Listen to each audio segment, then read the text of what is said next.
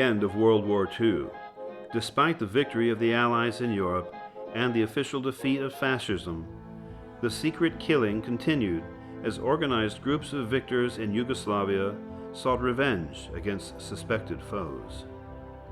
Data suggest the violations of international law at the end of World War II resulted in the death of hundreds of thousands of people repatriated to Yugoslavia. They died at the hands of Yugoslav partisans in death marches and mass executions. No one has yet been held to account. In these past 26 years, as I worked at secret grave sites, I saw unbelievable things. But what I saw here in Huriyama, such a horrific scene, I will never forget. We dug the grave site for 8 months. There were 11 concrete walls that blocked our passage to the inside. The widest wall was 1.2 meters deep, supported by 11 iron rods. It was clear that they constructed it all together in such a way that no one would ever find out this horrible truth. After we walked a short distance, we stepped on a huge pile of human bodies. Those bodies were still intact, in one piece. You could see everything: skin, ears, hair. Later, we discovered there were 8 rows of human bodies lying on top of one another. It seems that people were forced to lie down on the dead bodies below them before they were killed. In that single spot, we found 427 bodies. Then, we dug deeper into the earth, around 5 meters, because we wanted to discover how many bodies were lying in a pit 45 meters deep. From this 5-meter sample, we dug out 304 human bodies. When I emerged from the pit, I cried like a small baby. In 2009, 64 years after the massacre at Huriyama, which has come to be known as the Devil's Pit, the long-concealed secret was revealed. The truth had been buried in the mine shaft for all of that time. When Huriyama was finally fully excavated, the skeletons of more than 3,000 murdered men, women, and children were found. Long braids still adorn the skulls of the women.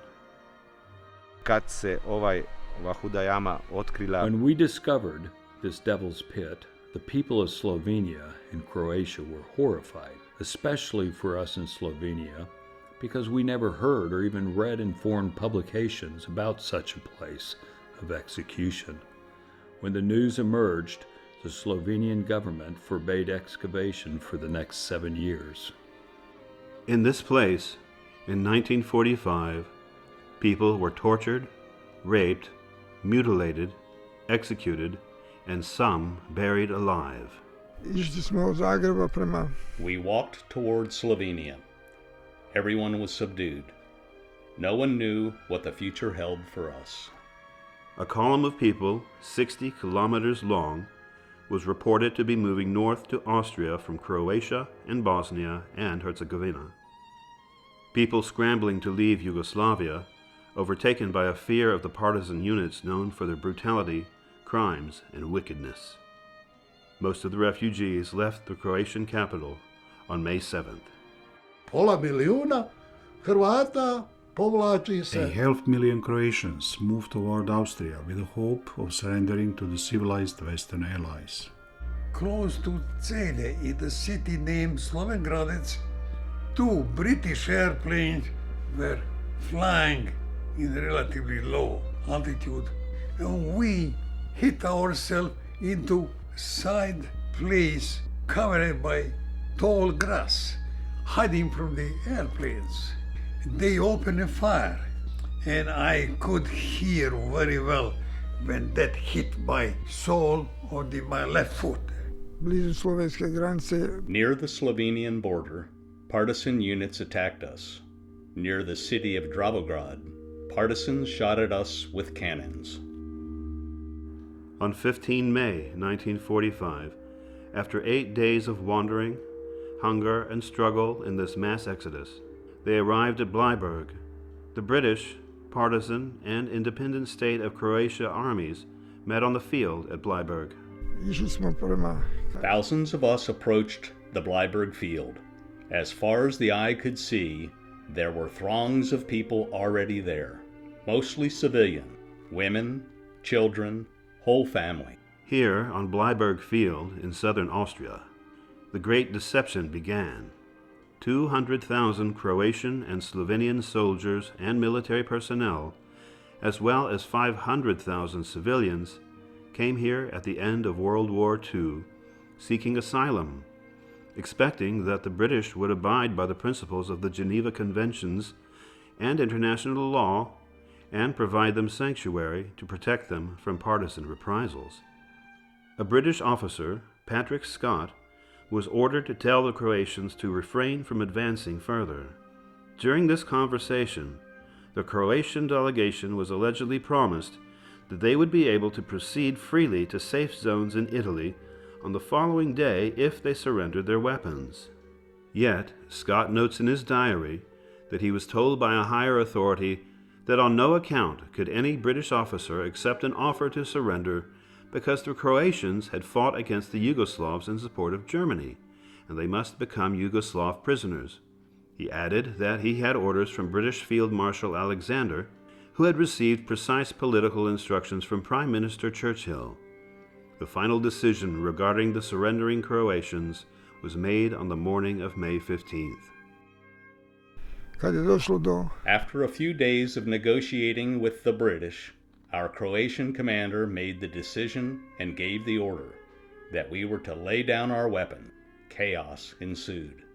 During the negotiations, reference was often made to the regulations of the Geneva Conventions, which determined the treatment of prisoners of war.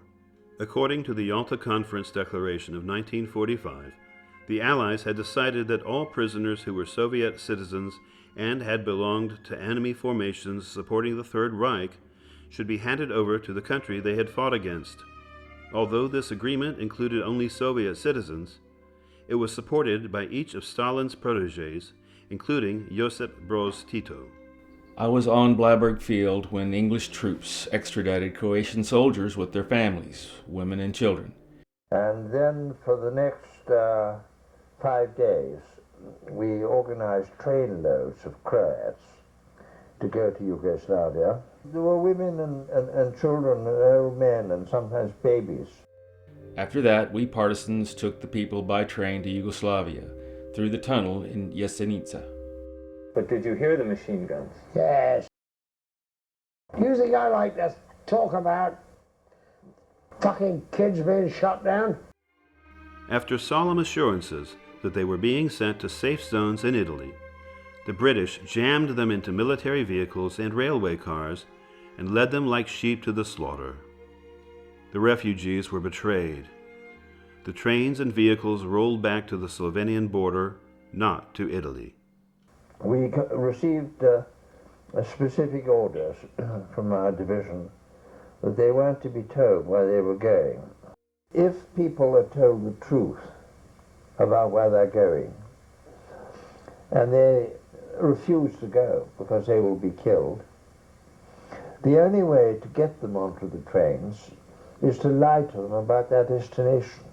The great majority of the people the British forced back from Austria were simple peasants. They had no murders on their hands. They had not been Ustashis or Slovenian home guards. Their only fear was fear of communism. If the British had handed over to us leaders and police agents who had collaborated with the Nazis in torturing and killing people, or had done it on their own will, there would be no question of the morality of the British action. But this is not what they did. They forced back the lot, and this was profoundly wrong. And we were ordered to send them too. I remember asking for advice from the division. Are we to send the civilians as well? And the answer came back, yes, if they are camp followers. And then I asked, what is a camp follower? And the reply was, a camp follower is any person, however young or whatever sex, who is dependent upon the soldiery for their maintenance, for their livelihood, I think the word was. Well, that meant everybody. What was the conversation between the ordinary British soldier about this whole business? A dirty, bloody political business in which we did not want to be. I onda su nas smetili u kolonu I... They placed us in an endless column and forced us to go on foot toward the city of Maribor. We walked all day.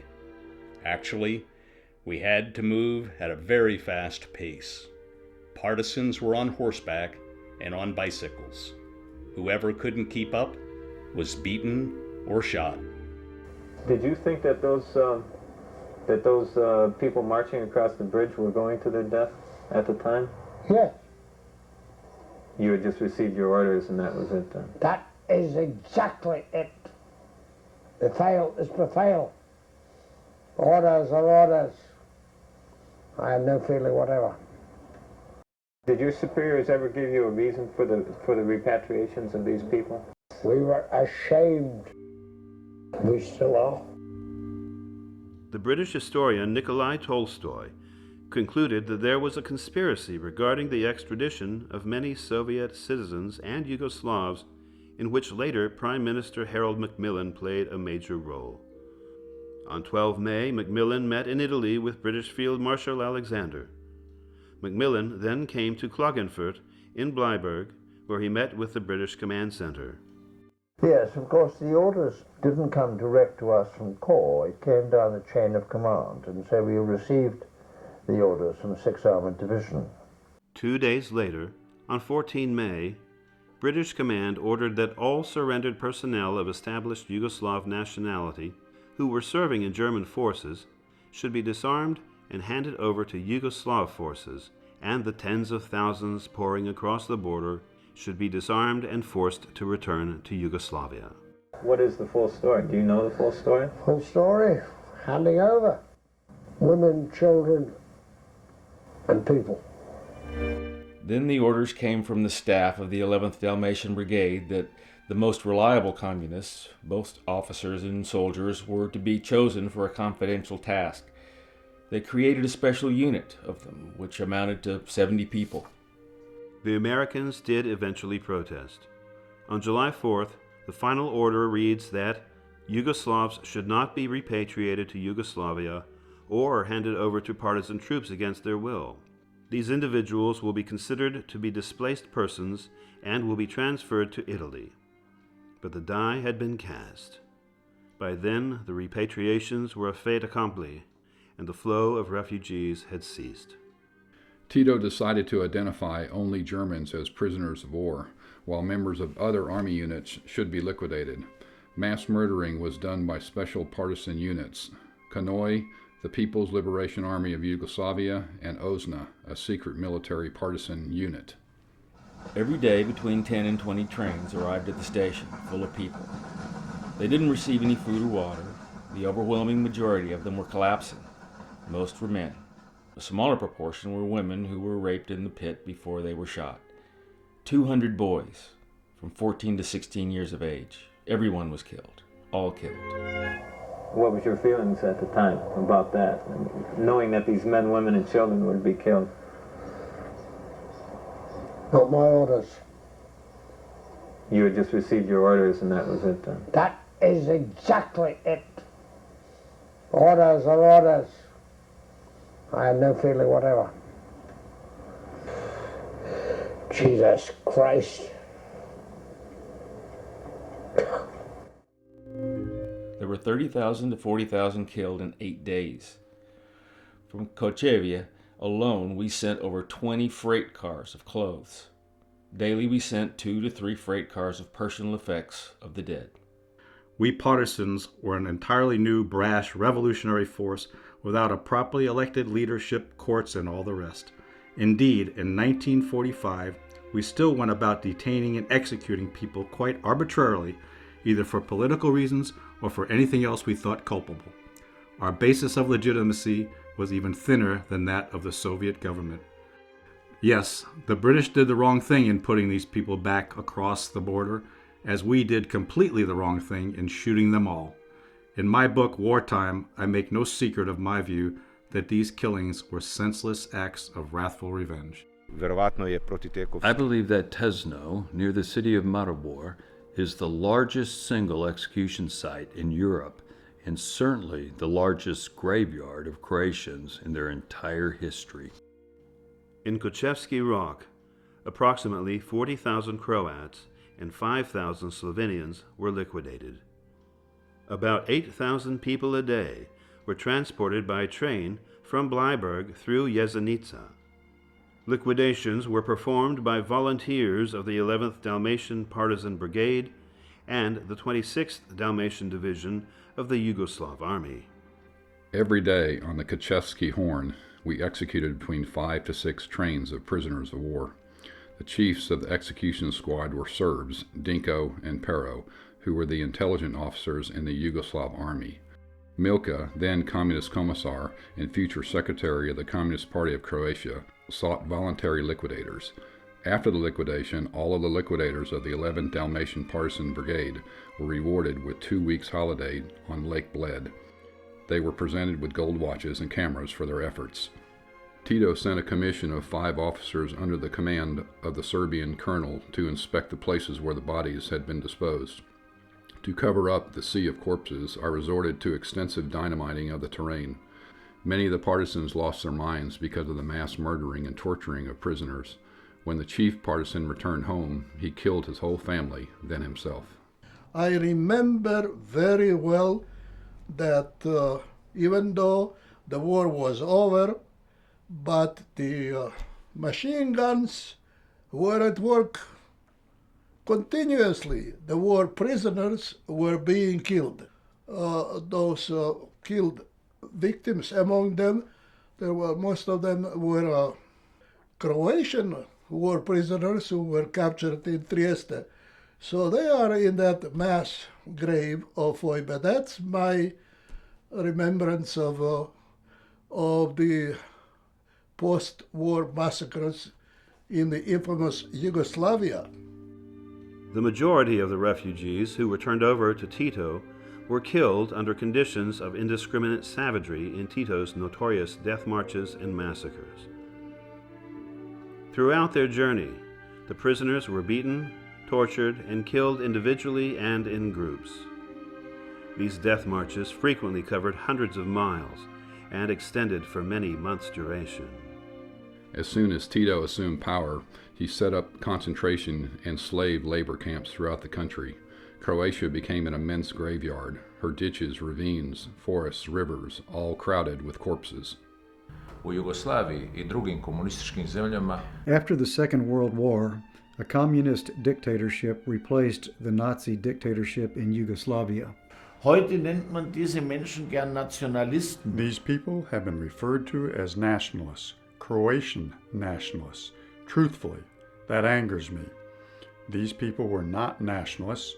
In fact, they were Croatian Europeans who found the communist, centralist, Serbian-dominated Yugoslavia to be anti-European. They wanted to return to the old Middle European traditions that were free, democratic, Christian, and Western-oriented. They were authentic Europeans who wanted a free Croatia in a free Europe. Američki veleposlanik u Jugoslaviji u rujnu 1945. godine. In September 1945, the American ambassador sent a request to the State Department that they halt any support of Yugoslavia until they end the dictatorship and terrorism. The Secretary of the U.S. Embassy in Belgrade wrote on 27 September 1945, "Enormous fear pervades all of life in Yugoslavia. Secret police are watching everyone labeled an enemy of the regime. Many people are being taken into custody. Police have a list of those they know will not vote for the Communist Party." He added, "Compared with OZNA, the partisan secret police, the Gestapo was a mild institution." Tito's henchmen did not limit their slaughterhouse tactics to the members of the Croatian army or its civilian followers. Between 1945 and 1990, the communists interrogated 3.8 million people. Hundreds of thousands of citizens from all ages, sexes, from every walk of life were imprisoned, tortured, and many liquidated. They endured terror and trauma, war crimes of rape, crimes against freedom, and disregard of the laws of the state and humanity. Imamo primjer Hercegovine koja je posebno stradala u tom poraću. In the territory of Bosnia and Herzegovina, 24,000 Croatians were killed after the Second World War. That is 10% of the population. That is more than 3 times the number killed in Srebrenica in the recent war. The average age of those killed was 23 years. They killed all literate people, intellectuals, professors, teachers, priests. They killed 680 young people under the age of 15 and 817 women. From 1945 to 1951, the communists carried out terror against Croatian families in Herzegovina. In the 49 years of the Yugoslavian state's existence, documents suggest that the communists killed more than 1 million people. With that, Tito's rule earned 10th place on the list of the most murderous regimes of all time. From being an atheist, I've come to be a religious Orthodox Christian believer. I believe that confession of sin is the greatest human obligation, and in that sense may be a condition for forgiveness of the crimes that I have committed. I want to confess the crimes in which I personally participated as an executioner or as issuer of the orders. I believe that further analysis of these crimes will lead to the conclusion that Titoism was a genocidal system because of the physical, political terror, as well as the killing of faith and spirit that amounted to a form of cultural genocide in Yugoslavia. The Communist Party of Yugoslavia under Tito, backed by the army and supervised by the secret police, had hopes that its rule would last forever. Tito's death in May 1980 opened a Pandora's box of problems within Yugoslavia. One of them was the ever-present Croatian independent state question. We stand here today at the site of the Brezno executions, near the city of Ljubljana. Here were buried the bodies of approximately 800 Croatian Homeland Guards. They were killed in 1945, after the war. Below this pit ran a river, so all livestock and people in this region contracted infections. That's why Osna, the partisan secret police, brought in some German prisoners of war who were ordered to dig out all the bodies and bury them 300 meters away. We're standing at the entrance of Tuskanac Park in the capital of Croatia.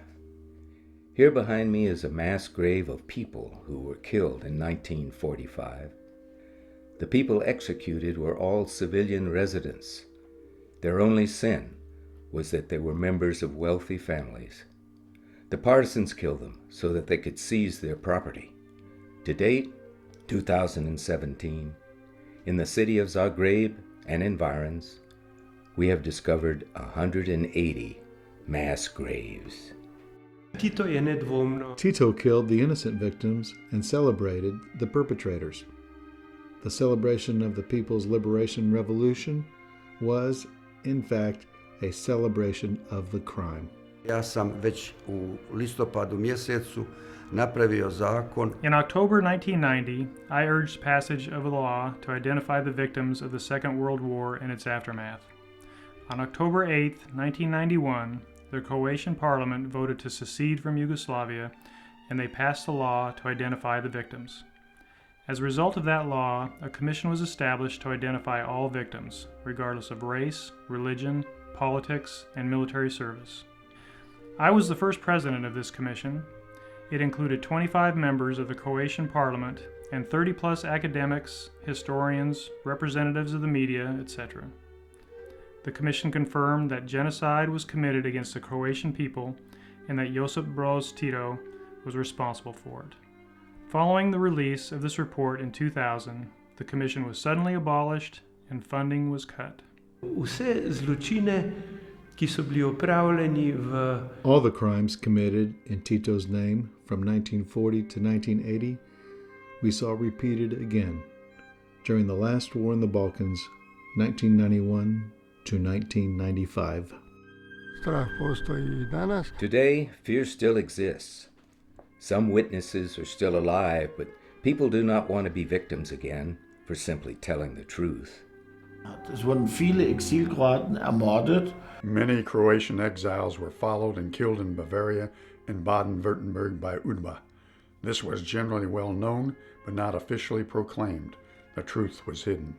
Ta zločin in njegov obseg nas seveda vrača na tisto temeljno vprašanje, ki si ga. Of course, we have to wonder how it happened that after the Second World War in Yugoslavia, at least 250,000 people were killed in a matter of a few months. The enormity of this crime naturally raises the fundamental questions. How could this crime remain hidden? And how is it possible that the heirs of this crime and the criminals who perpetrated this crime, some of whom are still alive, have so persistently and successfully evaded truth and justice? These are the questions we must constantly pose. I can understand that when we lived for 45 years under a one-party political system, all of this was hidden from us. This was a forbidden theme. But I ask myself, why now? When we have lived in a democracy for 26 years, do we remain silent? Why not address the issue and bring our actions and ourselves in line with civilized behavior? 1992. godine u ljeto. In 1992, we excavated a mass grave at Masovna in Croatia. I identified 12 possible suspects involved in these mass killings. The state prosecutor's office filed a lawsuit. The suspects were questioned, but nothing happened after that. The first grave we opened contained 101 skeletons. Everyone was younger than 18 years of age. In the second grave, we found 500 Home Guard soldiers who were killed in one night. The commission concluded that more than 1,000 mass graves existed on the territory of Croatia. The history of Yugoslavia began with terrorist acts and ended with mass liquidations.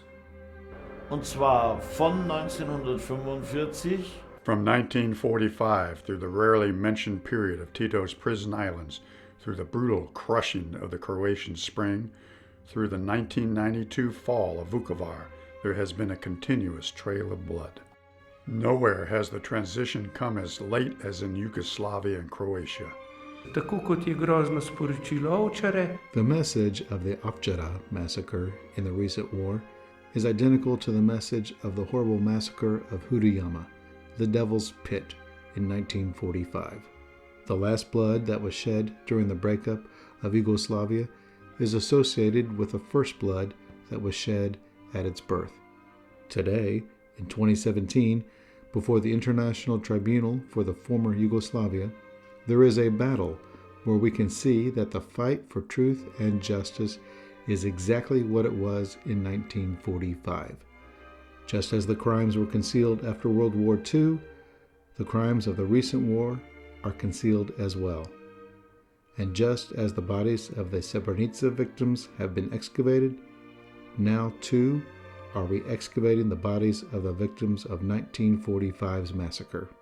Our great historical mission is to end the circle of blood that envelops us.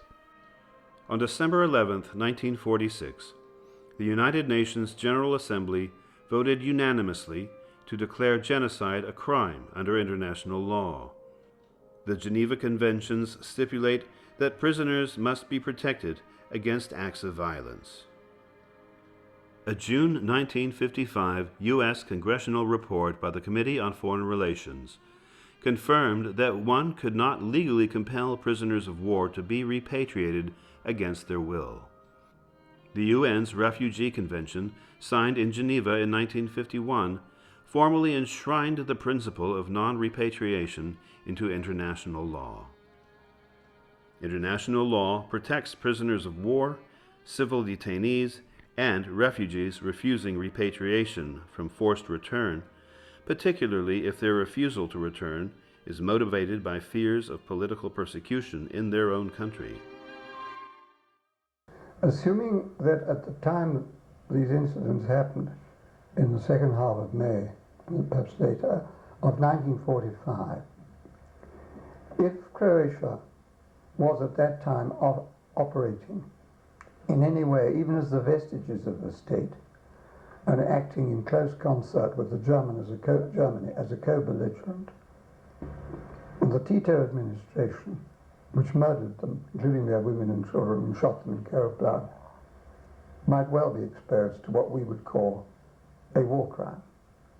Assuming that wasn't there, and that Croatia had long since lost the last vestiges of statehood and organization as a belligerent, it would undoubtedly be possible to tax Tito with a crime against humanity, because that would extend to any population connected with the war.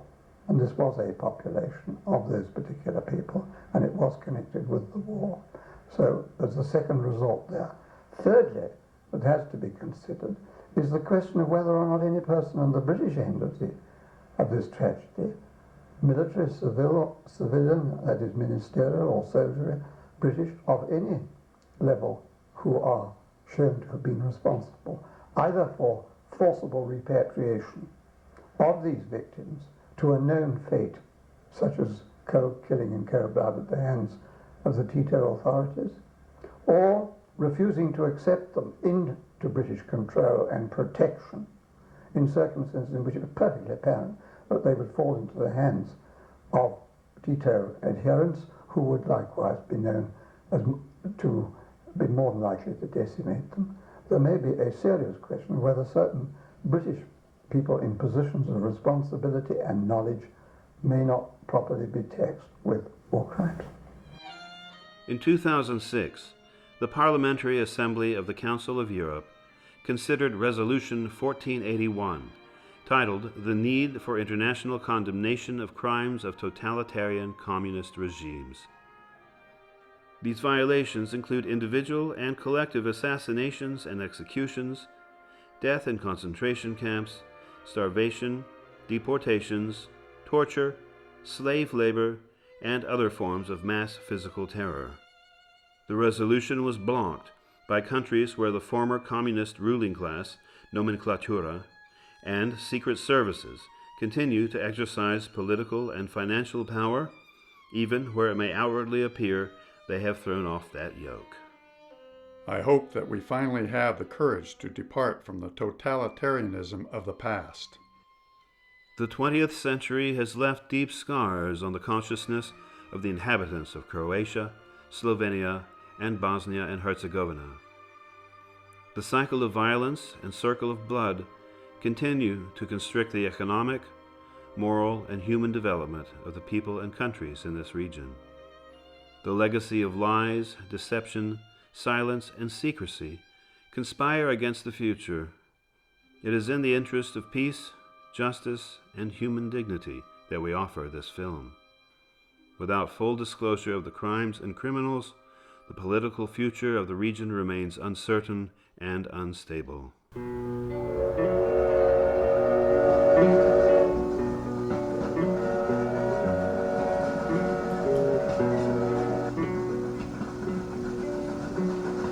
On the wagon bound for market, there's a calf with a mournful eye. High above him there's a swallow, winging swiftly through the sky. Stop complaining, said the farmer, who told you a calf to be. Why don't you have wings to fly with, like the swallow so proud and free? Calves are easily bound and slaughtered, never knowing the reason why. But whoever treasures freedom, like the swallow has learned to fly. Dona, dona, dona, dona, dona, dona, dona.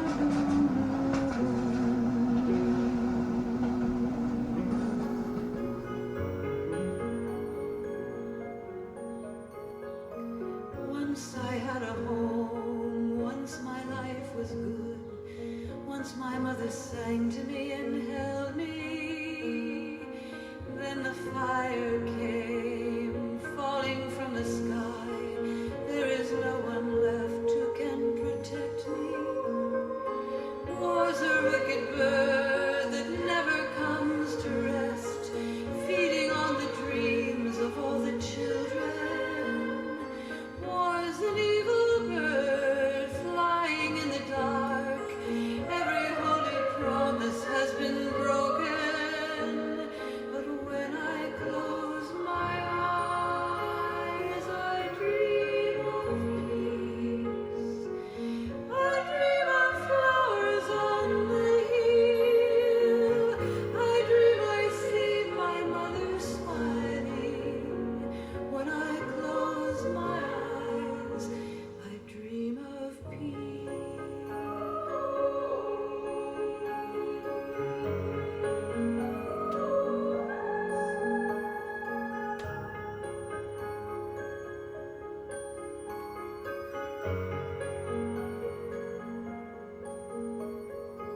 Can't you stop the war?